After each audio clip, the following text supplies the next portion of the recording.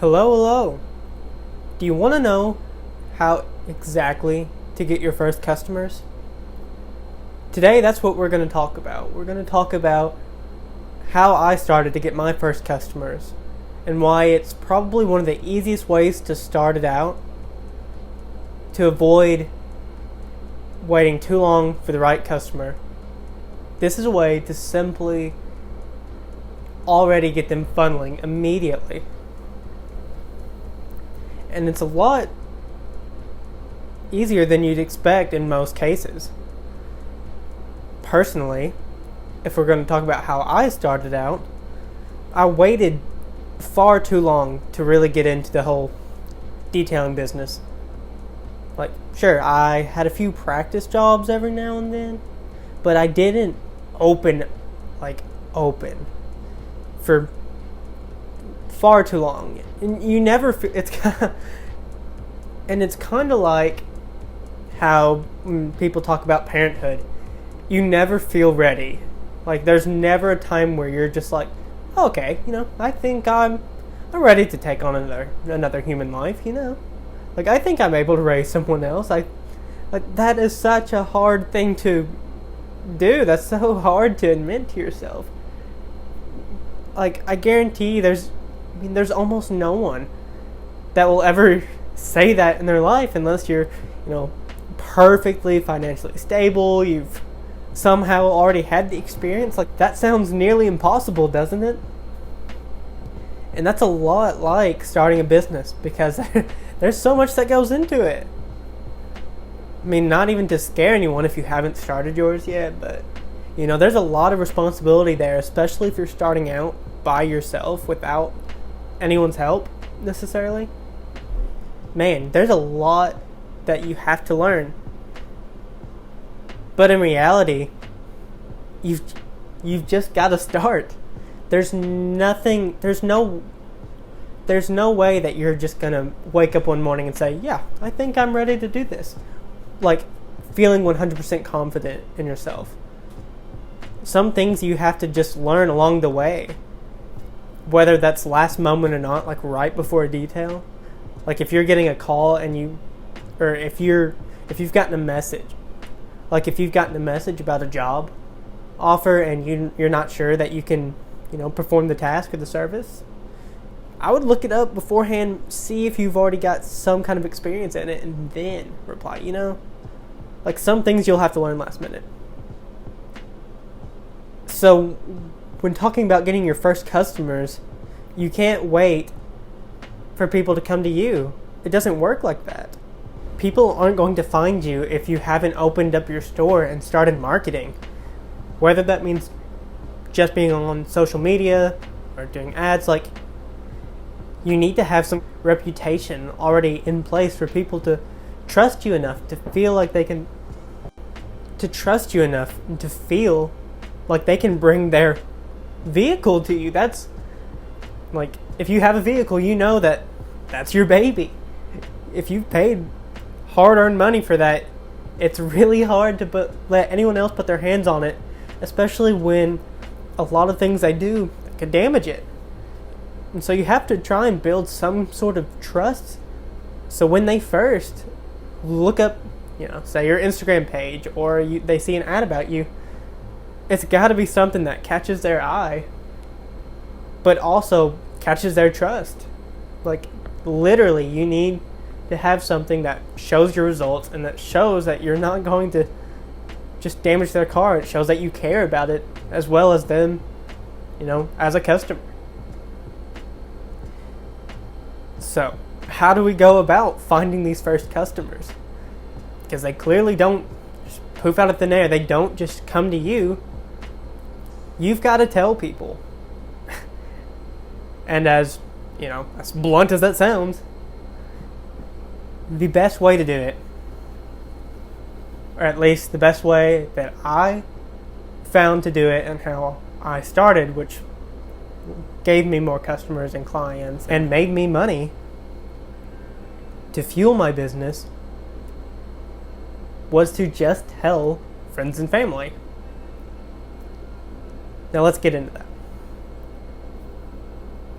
You just want to tell your friends and family, if you are not ready to touch someone's vehicle that you don't really know on much of a personal level, and they're just putting their trust completely into you, like, if you are not ready for that level of commitment in the business world, then your friends and family are your best option to get some practice in, experience, and to be able to promote your business off of. If you take photos and videos of your progress while you're, like, say you're practicing on a friend's or family's vehicle, whether you're charging them full price or anything at all, that's so much better than just, putting your name on an ad and then posting it. Like, you gotta have something people can see and relate to, and that will let them feel comfortable coming to you. So friends and family is the safest way to get any kind of content to promote, to get any word of mouth spread around, get any kind of practice you need in. You name it. It's such a win-win for everyone involved in that case. Unless you mess up. But hopefully that doesn't happen. You don't want to just go in, willy-nilly. You've got to have some kind of, experience in a sense. You've got to have watched some YouTube videos or tried some products out or something. Please. Please don't go into it completely blind.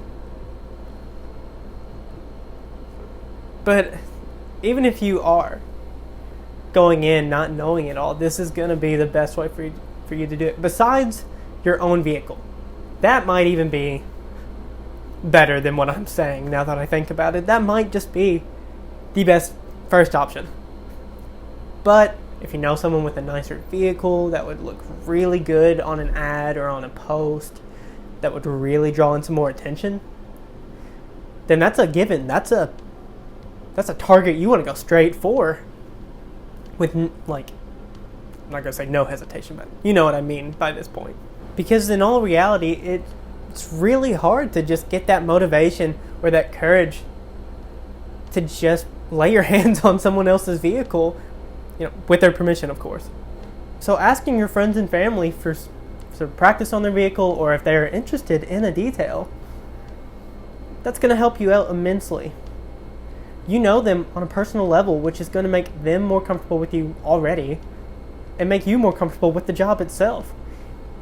You might be able to take your time more. You might be able to ask them questions about what they want to see from the detail. Like, there is so much more to it when you ask them.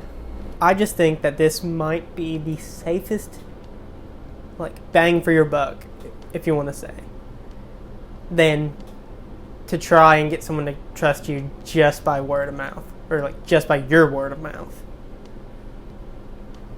So if you really want to get your first customers, the best thing you can do is simply ask friends and family if they would like a detail, and that if they would be fine with you practicing on their vehicle. Then everybody is winning in this scenario. You might be getting money. Even if you're not, you're getting practice and experience. It's okay not to make money on your first few details if it's for these reasons. And they're going to be getting a service from you. Either way, you're probably going to end up cleaning some aspect of their car. And that's going to be really nice. Especially if it's for free. Then they are much more likely, even if they are friends and family and they don't want it, just tell them it's for free. Tell them that you're just going to be as safe as possible and you're just going to be doing it for free. Then you're definitely going to get a customer. Because who says no to free? Why would you say no to free? I know if I was in the detailer and someone that I knew, like my little brother or my cousin, said that they were just going to clean my car, yes, go ahead. Here's the keys. Take it right now. You want my girlfriend's car? Take it. Just be careful. Don't scratch it. Don't wreck it, obviously. Don't hurt my baby. All jokes aside, I hope this helped you. I really do. Let me know if this does work for you. because it did for me, I promise, and I know that other people have tried this out and that it has worked for them. So please let me know if it worked for you. Tell me how you started out, if you already have, and if there is a better method that you know of. Oh man, I was just about to end this without telling you all about my first detail experience. That's my bad. My first customer was my uncle's girlfriend, and she was kind enough to trust me, especially when I had barely any experience, to let me clean her car right before she was going to sell it. In that case, she was really putting a lot of trust and faith into me, which I don't even know where it came from. We honestly didn't know each other that long, or business-wise at all. And that thing was full of Great Dane dog hair. And it was stuck in the headliner. I definitely did not know the best way to get dog hair out of headliner. That has never been in any of the videos that I had watched before. I'd never heard of that. And I had to go on the spot and try and figure out how to get it out. I had to vacuum the ceiling. I had to lay on my back. In the back of... I'm sorry, I don't even know what the vehicle was. But it had 2 rows and then a really big back. So, to put it as bland as I can say it, that's exactly what it was. And I had to lay on my back in the back, because I guess that's where the Great Dane would be, and vacuum the ceiling. That was so weird. And I promise you, if you are trying to start out, don't let that scare you, because I haven't had anything like that again. That was a heck of a first car experience. I found old turkey underneath her seat. Thankfully, it was in a package, but it was there. And it was very funny, because she had no idea.